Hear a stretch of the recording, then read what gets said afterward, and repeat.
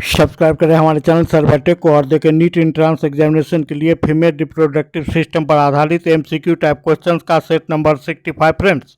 और आज के वीडियो में हम पुनः हिंदी एक्सप्लेनेशन के साथ प्रस्तुत करने जा रहे हैं फीमेल रिप्रोडक्टिव सिस्टम के एमसीक्यू टाइप क्वेश्चंस को। तो चलिए फ्रेंड्स स्टार्ट करते हैं आज के वीडियो को। क्वेश्चन नंबर फर्स्ट है हमारा, the eggs are produced in, अंडे का उत्पादन होता है तो कहाँ होता है फ्रेंड्स? तो यहाँ ऑप्शन नंबर सी की बात करते हैं। द ओवरीज, अंडे का निर्माण ओवरी में होता है, बोले तो अंडाशय में होता है। और अंडे के निर्माण की क्रिया को oogenesis कहते हैं, अंड जनन कहते हैं। इसमें जो हार्मोन्स भाग लेते हैं वह मुख्य रूप से एस्ट्रोजन होते हैं, जैसा कि मैंने पूर्व के वीडियो में बताया। नेक्स्ट क्वेश्चन है हमारा, तो यहाँ option number C correct answer है क्वेश्चन नंबर 1 के लिए। नेक्स्ट क्वेश्चन है हमारा question number 2, which one of the following doesn't occur at puberty in girls, निम्नलिखित में कौन सी एक लड़कियों यौन के समय नहीं होती है? तो क्या नहीं होती है friends? Option number C correct answer है वॉइस डिफेंस। Option number C is correct answer for the question number 2। Next question, question number 3, when puberty takes place in girls which one of the following doesn't happen? बिल्कुल ऊपर से मिलता जुलता यह प्रश्न है, लेकिन इसके ऑप्शन अलग हो जाएंगे फ्रेंड्स।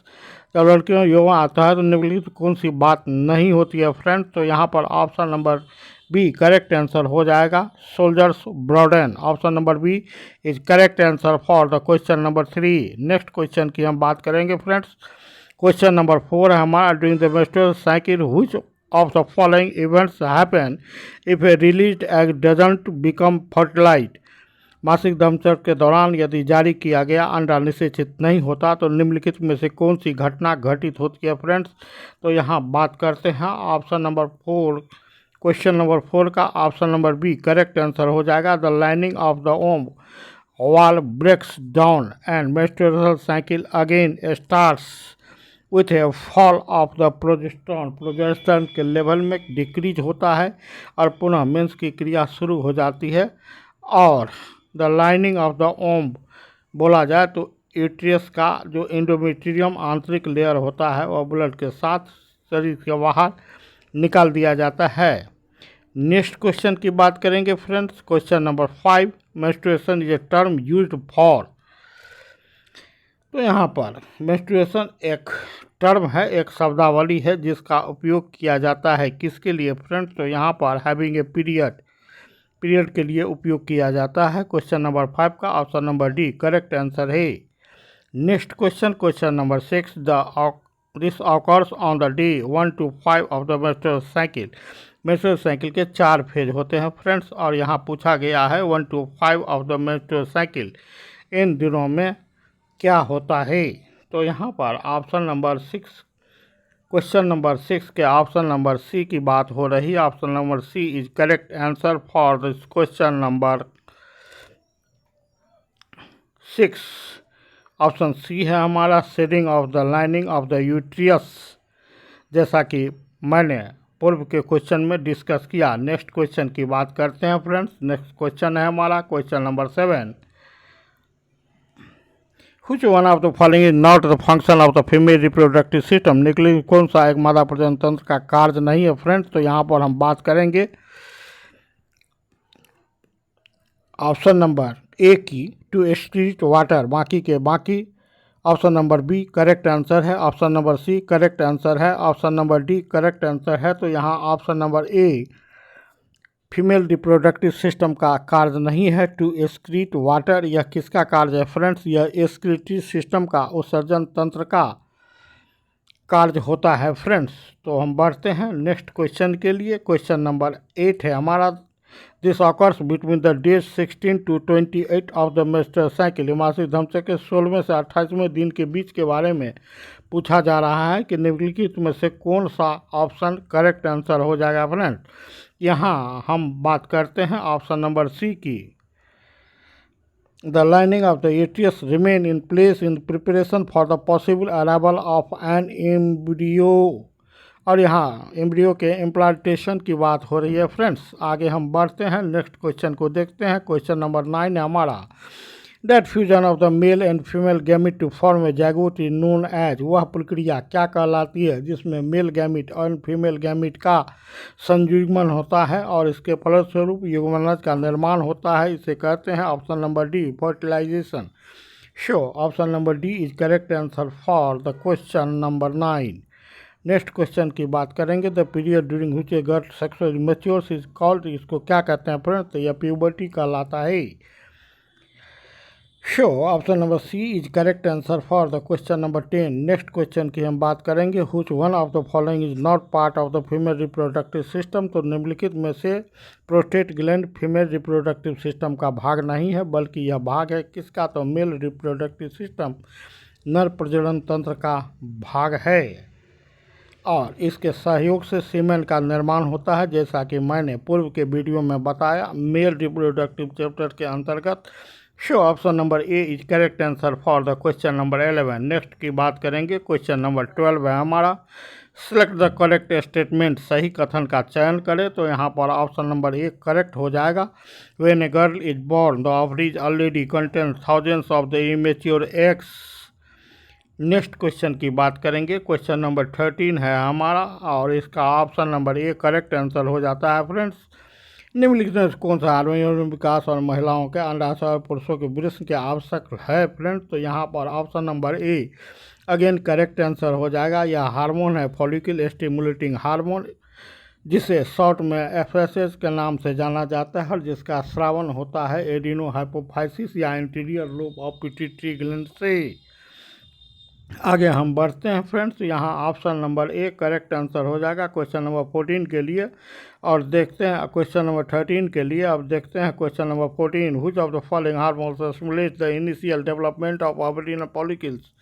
ओवरी में ओवरिनल फॉलिकल्स के इनिशियल डेवलपमेंट को कौन प्रभावित करता है, and maturation of the oocyte immature eggs के मैच्योरेशन को जो उसमें होते हैं किस में होते हैं, ओवेरियन फॉलिकल्स में डेवलप होते हैं फ्रेंड्स, मैच्योर करते हैं, उसको प्रभावित करने वाला हार्मोन कौन सा है फ्रेंड्स, निम्नलिखित में से इसके बारे में पूछा जा रहा है। यहाँ हम देखते हैं पुनः option number A correct answer हो जाएगा। This is the hormone follicle stimulating hormone FSH which is secreted from the adenohypophysis और एंटीरियर लोब ऑफ पिट्यूटरी।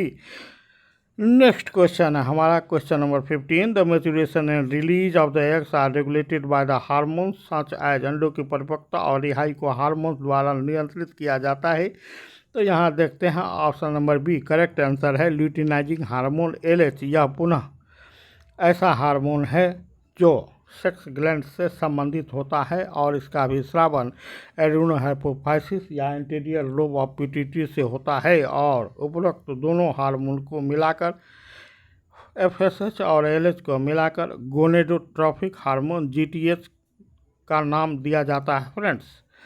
आगे हम बढ़ते हैं, गोनेडोट्रोपिक का जैसा नाम है उसी प्रकार इसका कार्य है कि यह गोनेड पर काम करते हैं अर्थात टेस्टिस एवं ओवरी पर कार्य करते हैं फ्रेंड्स, आप इसे भी याद रखेंगे। नेक्स्ट क्वेश्चन है क्वेश्चन नंबर 16, यहाँ हम बात करते हैं friends, which of the following hormone is produced by the growing follicles and helps regulate menstrual cycle and prepare the uterine lining for the pregnancy. तो जैसा कि नाम से यह स्पष्ट है प्रेगनेंसी मीन्स इसका संपर्क प्रोजेस्टेरॉन हार्मोन से है फ्रेंड्स, और यह हार्मोन क्या है तो ग्रोइंग फॉलिकल्स के द्वारा प्रोड्यूस किया जाता है और प्रेगनेंसी के लिए यह तैयार करता है एंडोमेट्रियम को। तो यहाँ पर हम देखते हैं कि option number C correct answer हो जाएगा, वह हार्मोन है फ्रेंड्स प्रोजेस्टेरॉन।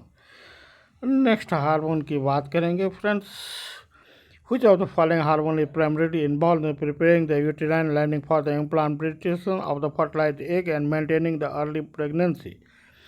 कौन सा हार्मोन मुख्य रूप से निषेचित अंडे के आरोपण के लिए अर्थात इम्प्लांटेशन के लिए गर्भाशय की परत को तैयार करने और बनाने अवस्था में गर्भावस्था को बनाए रखने में शामिल होता है फ्रेंड्स। तो यहाँ हम बात करते हैं क्वेश्चन नंबर 17 के लिए, ऑप्शन नंबर हमारा हो जाएगा डी करेक्ट आंसर है, वह हार्मोन है ल्यूटिनाइजिंग हार्मोन एलएच हार्मोन जो एंटीरियर या एरिनोहाइपोफाइसिस और पीटीटी से स्रावित होता है। फ्रेंड्स आगे हम बढ़ते हैं, नेक्स्ट क्वेश्चन को देखते हैं। क्वेश्चन नंबर 18 है हमारा, निम्नलिखित कौन सा हार्मोन एवोल्यूशन को सक्रिय करता है, अर्थात डिम्ब ग्रंथि कूप से एक परिपक्व अंडे का निकलना किसके प्रभाव से होता है, किस हार्मोन के प्रभाव से होता है। फ्रेंड्स तो यहाँ पर हम बात करते हैं ऑप्शन नंबर सी की, प्रोजेस्टेरॉन हार्मोन के फलस्वरूप ओवुलेशन की क्रिया होती है, डिम्ब ग्रंथि कूप से एक परिपक्व अंडा निकलता है after the 14 days of the menstruation. Next question की हम बात करते हैं। फ्रेंड नेक्स्ट क्वेश्चन है हमारा 19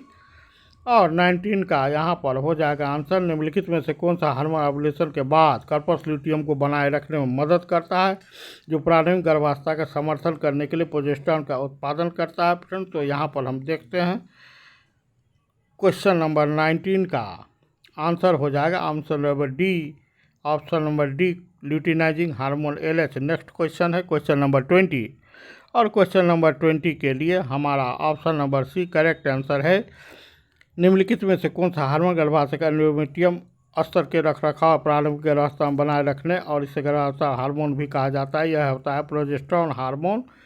Option number C is correct answer for the question number 20 and last question of this video. In case if pregnancy doesn't occur after ovulation, the level of which hormone start to fall down and this leads to the disintegration of the endometrium lining causing menstruation. तो वह hormone होता है progesterone hormone. Again option number C is correct answer for this question number 21। और last में हम देखते हैं उपरोक्त क्वेश्चंस के आंसर को, जो 1 से 21 क्वेश्चंस के आंसर है। फ्रेंड्स आशा करते हैं कि पूर्व की तरह आप इस वीडियो को लाइक करेंगे, शेयर करेंगे और हमें प्रोत्साहित करेंगे। Thanks for watching, good night.